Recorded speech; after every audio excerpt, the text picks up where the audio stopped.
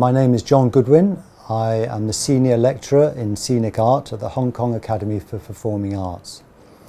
Earlier this year I was asked to participate in a practice as research project by CPAR, and during that course they asked me to develop a project which would incorporate some of the courses that I was teaching. It's the nature of the profession that scenic artists will investigate scenic art techniques regarding paint, methods, processes, so that's part of the job. Now, the interest you have in these processes means that you are naturally doing practice as research as part of your job. So I've always been fascinated by this process, and it seemed quite a natural thing to do to go on and do a PaR project. The technique or the process that I want to investigate is called the transformation technique. Now, it's quite an old traditional technique that was used many years ago. In fact, in the Victorian age, when Victorian theatres were being reinvented, or theatre was being reinvented by the Victorians and making it quite a very popular event for the audiences to go in and look at, and in fact it was quite a magical event for the audience.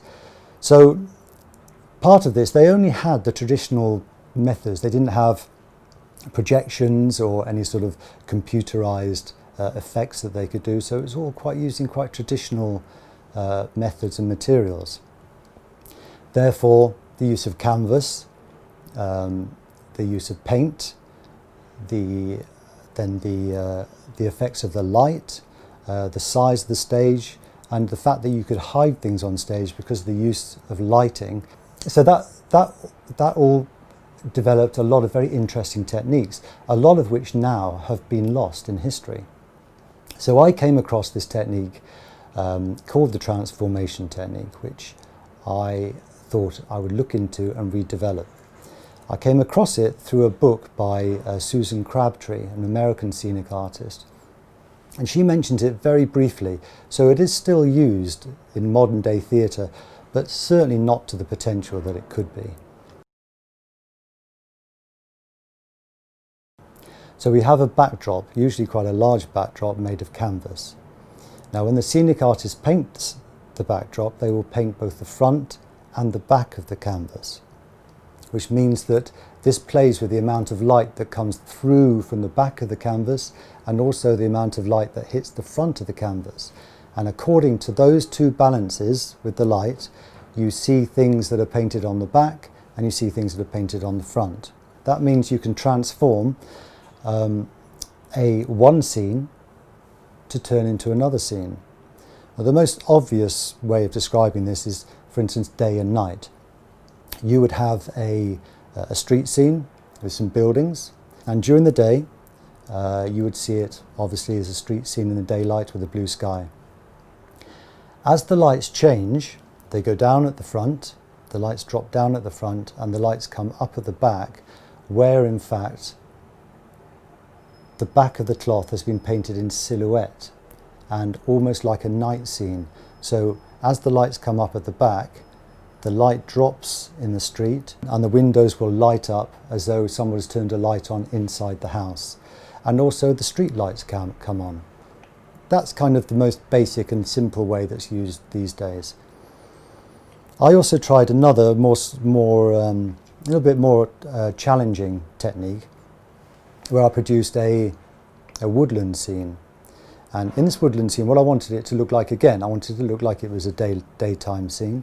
And then as the night drew in, the sun went down and you could see the streams of light coming through the trees, and it got lower and lower till in the end it was a very, very dark woodland scene and you only had moonlight shining through the trees.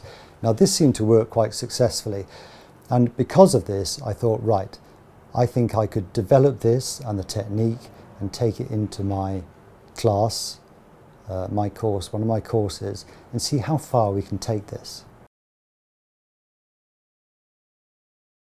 So as part of the PaR project that I was asked to do, I have to come up with a question.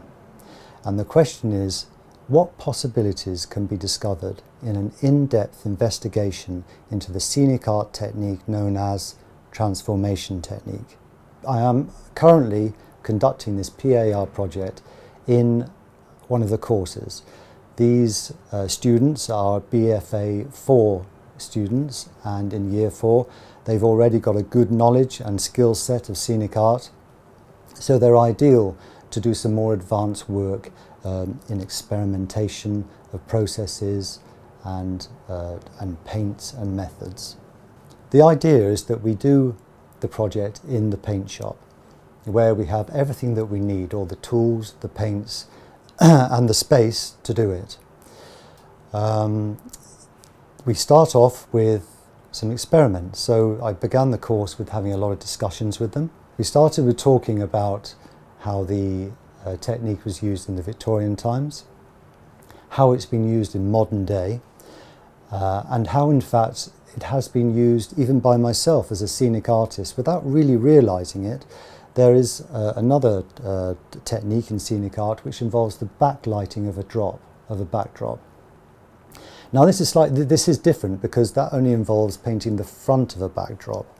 So we discussed about how you would paint a translucent backdrop, just painting the front of it, and how you'd play with the density of the paint and where you put the paint in order to achieve this effect.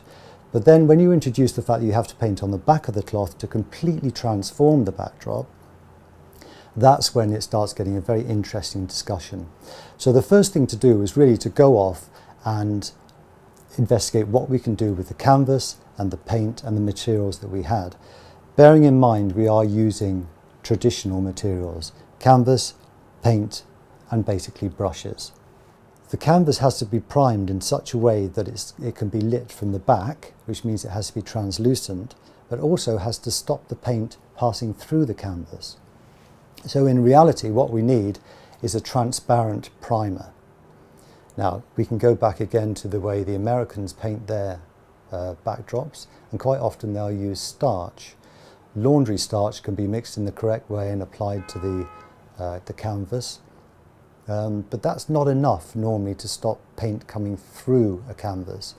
So we then had to go back to a very traditional method of priming a canvas, which was by using glue, animal glue. Animal glue is, as it says, is made up of animal bones and skin and hooves and pig's trotters, and it's what we used to use to bind the pigments together when we used to paint the backdrops in the old traditional ways.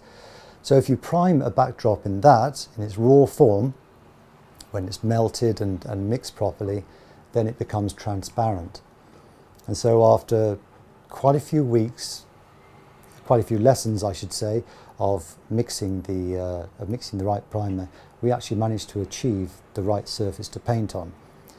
So it's all in the preparation. The artwork is all relatively straightforward to do. It's just a matter of the preparation and the techniques. So once we had our samples done, the students and I then went on to do the experiments. And they did all sorts of different experiments, and I asked them to be as crazy as they like. Whatever you think might work or might not work, just try it. This is all about getting it wrong, getting it right, and learning from your mistakes. And that's what a PaR project is all about. You practice, you research, and you document what it is that the results you've got. So this might be best described by using one of the students' journal that she's been updating. Every lesson she discovers something new, or she does a new experiment, and she documents that in the journal. Hayley started with a simple objective of turning daytime scene into a nighttime scene. She also saw the possibility to create an abstract image which could somehow change from something into something else. Even before Hayley started her experiments, she realised that density of the paint would play a crucial part in the success of the process. First, of course, the preparation has to be absolutely right. No paint can be allowed to pass from one side of the canvas to another. this in itself is a challenge and has to take some time to get this right. Then, with the aid of a backlight, Haley goes on to use warm and cool colour tones, overlaying of paint, different paint application tools, tones and densities, all in an experimental journey to discover how the combination of light, paint and canvas can be used to present astonishing visual effects. So as a teacher working alongside the students, it becomes very clear that I am very much learning new things myself. Every time a scenic artist does a new job or is presented with a new design, they have to go down this voyage of discovery and find out new things. But working with students, working as a team together, and as I say, we're working as a team, I'm working with the students, we discover things ourselves. And it's not like they're students, it's like their work colleagues. So we can discover one process which works very well. We all gather round and think, wow, that's great, let's see what else we can do. Or even from a mistake that somebody made just by accident. For instance, one of the students was priming one of their samples and they accidentally spilt some sawdust onto the back of the canvas. Now, you couldn't clear it off because it would mess up all the prime. So we left it there to dry. When we then painted on top of that, and then we removed the sawdust, it had quite a remarkable effect, almost like a starburst or like some sort of sun exploding. And there we have it. There's another discovery. And one of the other students is actually using that technique in producing one of their larger samples. Introducing the PaR project into the course means really you engage the student that much more. If you are on the same page as them as far as discovering something new or doing a project, or if they realise that the teacher themselves is also really working on the same project right alongside them, I think it's far more engaging. And I've actually found that with the students. You know, they're mature, I do get on well with them, but also they become work colleagues and we all work together, and that engagement, I think, really helps with the learning process.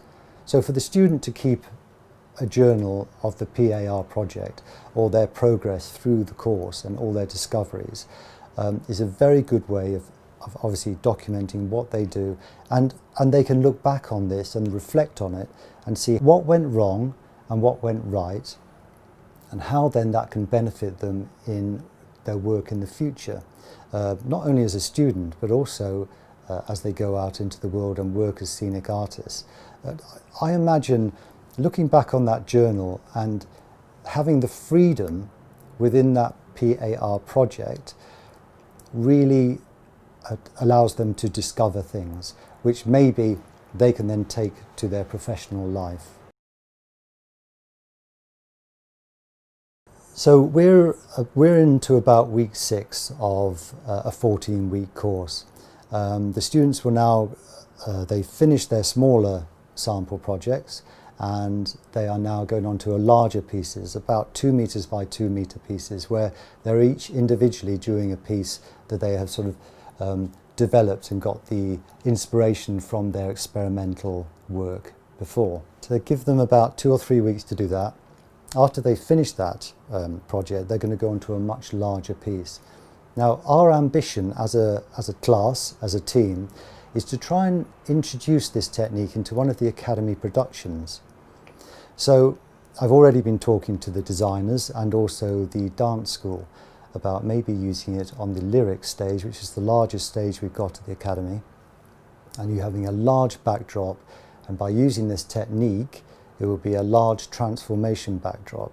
So if they were to do this and have a success, make a success of this particular piece, and the dance school said yes, we'll have it, and the designer says yes, we'll develop it, then we will be on to a full-size cloth, which is actually I think our paint frame is about 16 meters by 9 meters, so that would be an amazing experience for the students and myself to fulfill and complete the project.